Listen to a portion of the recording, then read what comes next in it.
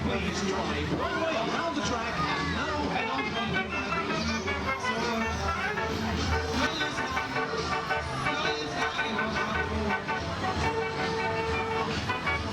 Welcome to Carter's Yard. I thought you might like a little tour and see what we've been up to this winter. Come with me.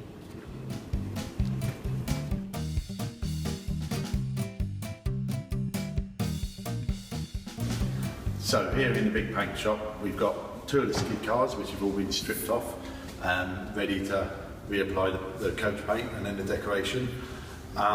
In the Threadfell style, regrettably the cars were in they've just got to the point where they needed repainting, which is a shame because they're original Threadfell artwork. But you can't be romantic. We needed to strip it off. We've checked all the inside of the woodwork. It's been stripped right down to bare metal. All the bolts have been checked or replaced. We're adding an extra safety rail for a headrest just to make them a little bit safer, which hasn't been something I've had imposed on me. It's something I've decided to do. Here we've got handrails which are from the skid. If you look at the handrails, there's actually 24 spindles and 13 gates because there's one opening. So that means there's over 1,200 of these chamfers, 1,200 of these silver spikes and 1,200 of these red bits here. So they've been a tremendous amount of work getting them up to that stage.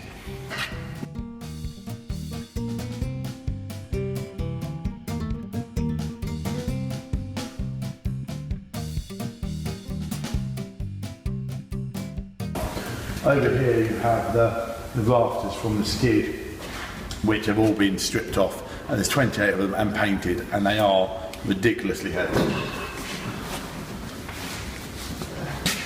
These are the short ones, and not that you can tell, but they're you know about it. You can just lift them with one hand, and you have to lift those up above your head. Everything about the ride is heavy, but we're hoping to have this ready before we pull out. We're working on it flat out. Let's go look in another shop. This is an original bit of Threadfell artwork from the skid. Now recently I've stripped off a lot of the artwork on the skid because it had gone past the point, and we're recreating it.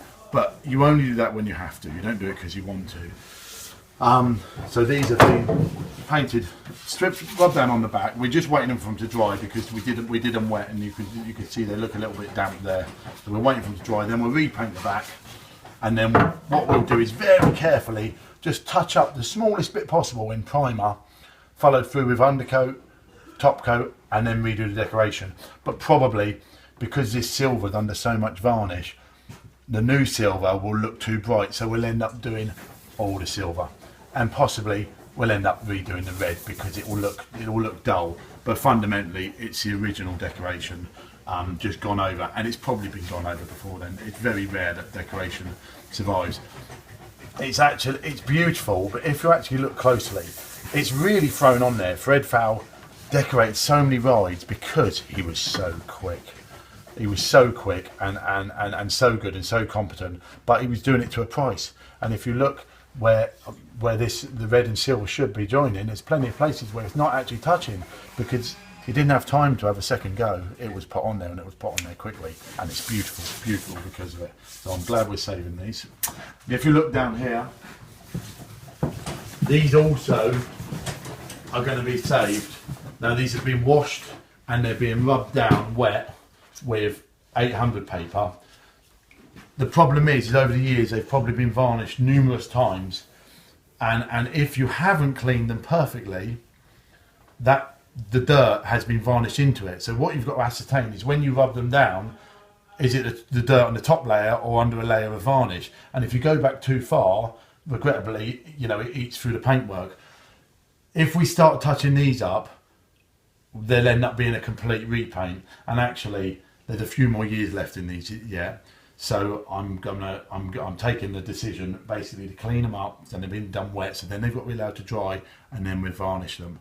And there will be the odd nick in them, but condition-wise, they're absolutely beautiful. If you look at them, they're made so well. They're lovely, and yeah, we'll get a few more years out of them yet. But this is going to sit alongside decoration I'm doing today, so we've been sensitive in using the colours to make it match. So, but we've got a few more left to do, as you can see. So in this shop, this is our fabrication shop, and this year we've got some very heavy fabrication that's gone on in trailer mounting the skid. Now, I very much like to keep rides original, but the skid is one of the heaviest rides ever built, and it's so labour intensive, it got to the point where it made it unviable because it needed too many staff to travel it. Now, this we've trailer mounted in such a way that the wheels, the hydraulic rams, which you won't be able to see when the ride's built up, lifts up this trailer, the axles come out, and this then lowers to the floor. And that is the same height it would be when you build it up anyway. You used to have to put blocks under it. This is picked out in red, this is picked out in black. You won't, unless you're really looking, you won't be able to tell that it's had modifications. And the rest of the ride will still build up the same. These have been made so they now fold out, but it all still bolts together the same. And the original Hayes fabrication build-up pay box will remain intact, although two pieces will stay on. And they're still going to have the floor which you put in manually.